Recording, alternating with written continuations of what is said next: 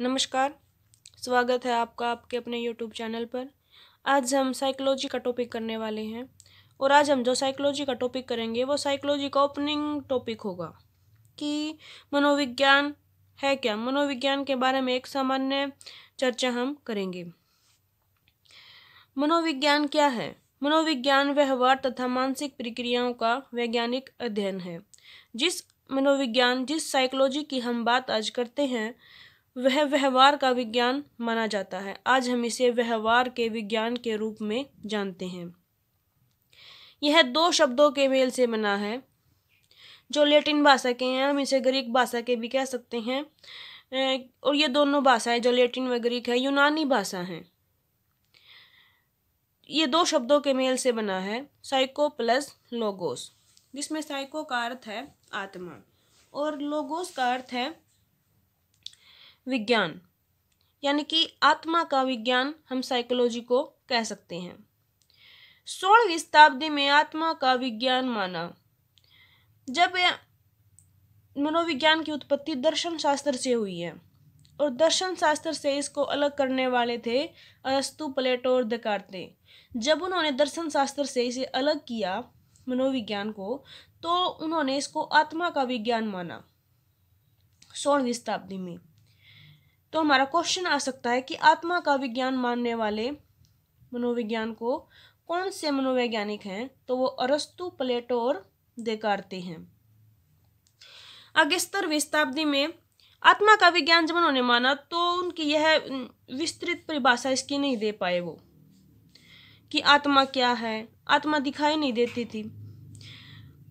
तो फिर उन्होंने उसको 17वीं शताब्दी में मन का विज्ञान माना और जो मन का विज्ञान मानने वाले इसको मनोवैज्ञानिक थे वो थे इटली के पोम्पोनोजी थे। परंतु मन का विज्ञान का भी इसमें मन को विस्तृत हम नहीं वर्णन कर सकते हैं इसका कि मन क्या है, मन कैसा होता है। इसलिए इसकी यह परिभाषा भी अमान्य हो गई, इसका यह नाम भी अस्वीकार कर दिया गया। फिर इसको 19वीं शताब्दी में चेतना का विज्ञान कहा गया और चेतना का विज्ञान इसको मानने वाले थे विलियम वुंट, विलियम जेम्स टीचनर और जेम्स अली। देखिए विलियम और टीचनर जेम्स, ये चार थे जिन्होंने इसको चेतना का विज्ञान माना। पर चेतना का विज्ञान जब इन्होंने माना तो हम चेतना की भी विस्तृत परिभाषा नहीं दे पाए। इनमें से जो विलियम वुंट था इसने सन 1879 को जर्मनी के लिप्जिग शहर में एक मनोवैज्ञानिक प्रयोगशाला की स्थापना की है। एक प्रयोगशाला की स्थापना करने के कारण इनको प्रयोगात्मक मनोविज्ञान का जनक भी माना जाता है। तो हमें विलियम वुंट के बारे में ये बात भी याद रखनी है कि इन्हें प्रयोगात्मक मनोविज्ञान का जनक भी कहा जाता है। इन्होंने जर्मनी के लिप्जिग शहर में मनोविज्ञान की एक प्रयोगशाला स्थापित की थी, जो सबसे पहली प्रयोगशाला थी। आगे है 20वीं शताब्दी में इसको व्यवहार का विज्ञान माना। व्यवहार का विज्ञान मानने वाले थे वाटसन, वुडवर्थ, स्किनर और थॉर्नडाइक।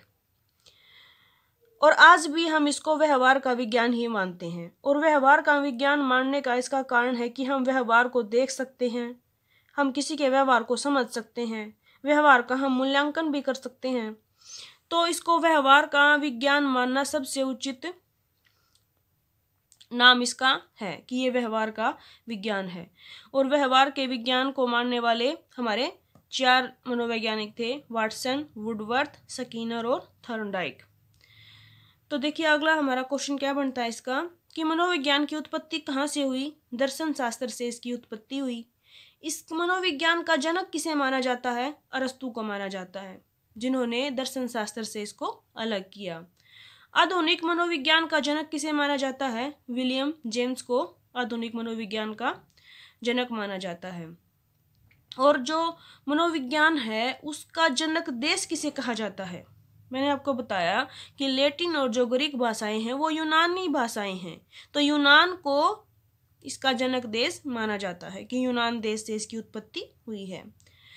सर्वप्रथम प्रयोग मनोविज्ञान शब्द है जो उसका सर्वप्रथम प्रयोग 1590 में रुडोल्फ गोल्काय ने किया था। रुडोल्फ गोल्काय एक मनोवैज्ञानिक था। इसने अपनी पुस्तक लिखी थी एक साइकोलॉजी, उसमें इसने सबसे पहले साइकोलॉजी शब्द का प्रयोग किया था। आगे हमारे कुछ और इम्पोर्टेंट क्वेश्चन है जो एग्जाम पॉइंट ऑफ व्यू से बहुत ज़्यादा इम्पोर्टेंट है और हर बार एग्जाम में इनमें से कुछ ना कुछ क्वेश्चन पूछ लिए जाते हैं। वास्तविक मनोविज्ञान का पिता किसे कहा जाता है? विलियम वुंट को वास्तविक मनोविज्ञान का पिता कहा जाता है। और प्रयोगात्मक मनोविज्ञान का पिता, जैसे कि मैंने ऊपर बताया था आपको कि विलियम वुंट को प्रयोगात्मक मनोविज्ञान का पिता भी कहा जाता है। क्यों? क्योंकि इन्होंने जर्मनी के लिप्जिंग शहर में मनोविज्ञान की प्रथम प्रयोगशाला स्थापित की थी। ध्यान रखिएगा, हमारा ऑप्शन में जर्मनी भी आ सकता है पेपर में और लिप्जिंग भी आ सकता है। अगर हमारे ऑप्शन में जर्मनी और लिप्जिंग दोनों हो तो हमें लिप्जिंग को प्रायोरिटी देनी है।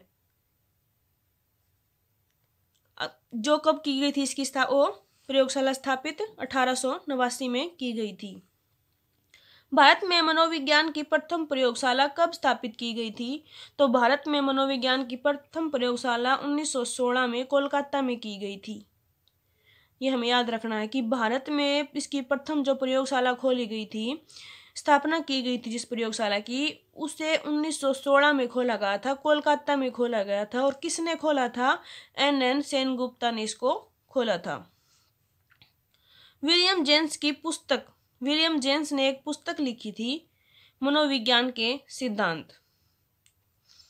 तो हमें याद रखना है कि मनोविज्ञान के सिद्धांत पुस्तक किसने लिखी? विलियम जेम्स ने लिखी थी और 1890 में इसकी रचना उसने की थी। आगे देखिए, हमारा जो क्वेश्चन बनता है वो है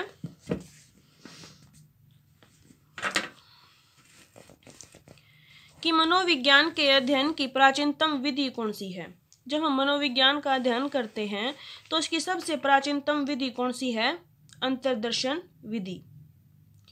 अंतर्दर्शन विधि इसकी सबसे प्राचीनतम विधि है, जो विलियम वुंट ने बनाई, मतलब विलियम वुंट ने इस विधि को बनाया था और विलियम वुंट का साथ इस विधि में टीचनर ने दिया था। इसकी महत्वपूर्ण विशेषताएं हैं। इससे पहले मैं आपको वाटसन के बारे में कुछ बता दूं कि जो वाटसन थे उन्होंने कहा था, जिन्होंने व्यवहार का विज्ञान इसको माना है, उनकी यह परिभाषा इतनी प्रचलित है कि आज भी हम देखते हैं कि मनोविज्ञान को व्यवहार का विज्ञान ही माना जाता है। उन्होंने कहा था कि तुम मुझे कोई भी बच्चा दे दो, मैं उसे वैसा ही बना सकता हूँ जैसा मैं चाहता हूँ। तो हमें वाटसन की ये बात भी याद रखनी है कि हमारा क्वेश्चन आ सकता है कि किसने ऐसा कहा था कि तुम मुझे कोई भी बच्चा दे दो, मैं उसे वैसा ही बना सकता हूँ जैसा मैं चाहता हूँ। तो ये वाटसन ने कहा था। आगे हम देखते हैं महत्वपूर्ण परिभाषाएं। काल्सनिक के अनुसार मनोविज्ञान क्या है? मनोविज्ञान मानव व्यवहार का विज्ञान है। वुडवर्थ के अनुसार मनोविज्ञान क्या है? मनोविज्ञान वातावरण में संपर्क में होने वाले मानव व्यवहारों का विज्ञान है। E.G. बोरिंग के अनुसार मनोविज्ञान क्या है? मनोविज्ञान मानव प्रकृति का अध्ययन है। और मैकडूगल के अनुसार मनोविज्ञान आचरण और व्यवहार का सकारात्मक विज्ञान है। आगे है, वाटसन के अनुसार मनोविज्ञान को व्यवहार का शुद्ध विज्ञान कहा गया है। और मनोविज्ञान के संबंध में वुडवर्थ ने क्या कहा था? वुडवर्थ ने कहा था कि सर्वप्रथम मनोविज्ञान ने अपनी आत्मा का त्याग कर दिया, फिर मन का, तत्पश्चात चेतना का भी त्याग कर दिया और अब वह व्यवहार के स्वरूप को स्वीकार करता है। पहले 16वीं शताब्दी में इसको आत्मा का विज्ञान कहा गया, फिर 17वीं शताब्दी में इसको मन का विज्ञान कहा गया, 18वीं शताब्दी में चेतना का विज्ञान कहा गया और 20वीं शताब्दी में व्यवहार का विज्ञान कहा गया। और वुडवर्थ ने इसके बारे में क्या कहा है कि मनोविज्ञान ने अपनी आत्मा को त्याग दिया और फिर अपने मन को त्याग दिया, फिर चेतना को त्याग दिया और अब व्यवहार के स्वरूप को स्वीकार करता है। ये वुडवर्थ ने कहा था। आगे देखिए हमारा कि C.E. स्किनर ने मनोविज्ञान के विषय में क्या कहा है? मनोविज्ञान जीवन की परिस्थितियों के प्रति व्यक्ति की प्रतिक्रियाओं का अध्ययन करता है। और प्रतिक्रियाओं से इसका मतलब क्या है कि सभी प्रकार की प्रतिक्रियाएं समायोजन कार्य तथा अनुभवों से है। प्रतिक्रिया से कहा गया है कि जब एडजस्टमेंट करता है या उसके ऊपर कोई प्रतिक्रिया करता है अपनी, और अपना अनुभव जहां पर वो दिखाता है, तो वो ही मनोविज्ञान का अध्ययन करता है। आगे हमारा शिक्षा मनोविज्ञान। शिक्षा मनोविज्ञान क्या है? मनोविज्ञान के बारे में तो हम पढ़ चुके हैं कि मनोविज्ञान क्या है। अब हम देखते हैं कि शिक्षा क्या है। शिक्षा अंग्रेजी भाषा का एक शब्द है एजुकेशन, उसका हिंदी रूपांतरण है। और इसकी उत्पत्ति कहाँ से हुई? लैटिन भाषा के शब्द एजुकेटम से इसकी उत्पत्ति हुई। और एजुकेटम शब्द है जो उसका अर्थ है शिक्षण की कला। इसी के समानांतर एक और शब्द है एजुकेयर। जो एजुकेटम है और एजुकेयर है, इससे शिक्षा शब्द की उत्पत्ति हुई। इन्हीं को मतलब संकेत करके शिक्षा शब्द बना। और एजुकेयर शब्द का क्या मतलब है? शिक्षित करना या पालन पोषण करना। देखिए, इसके बारे में भी कई मनोवैज्ञानिकों ने अपनी अपनी परिभाषाएं दी हैं। जैसे जॉन डेवी ने शिक्षा मनोविज्ञान के विषय में क्या कहा है कि शिक्षा व्यक्ति की उन सभी योग्यताओं का विकास है जिनके द्वारा वह अपने वातावरण पर नियंत्रण करने की क्षमता प्राप्त करता है। फ्रोबेल ने क्या कहा कि शिक्षा वह प्रक्रिया है जिसकी सहायता से बालक अपने आंतरिक गुणों की अभिव्यक्ति करता है, यानी कि उसके आंतरिक जो गुण है उनकी अभिव्यक्ति जब वो करता है तो वो शिक्षा है। पेस्टालोजी ने क्या कहा? शिक्षा मनुष्य की जन्मजात शक्तियों का स्वाभाविक, संतुलित व प्रगतिशील विकास है। देखिए, जो मनोविज्ञान है ना, उसकी में शिक्षा पहले क्या थी? थोपना किसी चीज के ऊपर। पर आज के जब आधुनिक शिक्षा है वो है बच्चे का संपूर्ण विकास करना, शिक्षा है। मनोविज्ञान की कुछ प्रमुख शाखाएं भी हैं। मनोविज्ञान हर क्षेत्र में कार्य करता है। उसकी कुछ प्रमुख शाखाएं जैसे सामान्य मनोविज्ञान है, प्रयोगात्मक मनोविज्ञान है, तुलनात्मक है, बाल मनोविज्ञान है, खेल विज्ञान है, पशु विज्ञान है। आज हम जिस क्षेत्र में देखते हैं वहीं पर मनोविज्ञान हमारा कार्य करता है। मैं इसके लिए आपको क्वेश्चन शीट्स भी लेकर आऊंगी जिसमें मैं मैक्सिमम क्वेश्चन निकालूंगी जो मनोविज्ञान के इस टॉपिक से हमारे आते हैं। तो कैसी लगी आपको हमारी ये वीडियो? अगर आपको अच्छी लगे तो प्लीज़ इसे लाइक कीजिएगा, ज़्यादा से ज़्यादा शेयर कीजिएगा, और हाँ, मेरे चैनल को सब्सक्राइब ज़रूर कीजिएगा और बेल आइकन को प्रेस कीजिएगा ताकि मैं जो वीडियो आगे डालूँ उसका नोटिफिकेशन आपको जल्दी ही मिल जाए। Thank you for watching this video.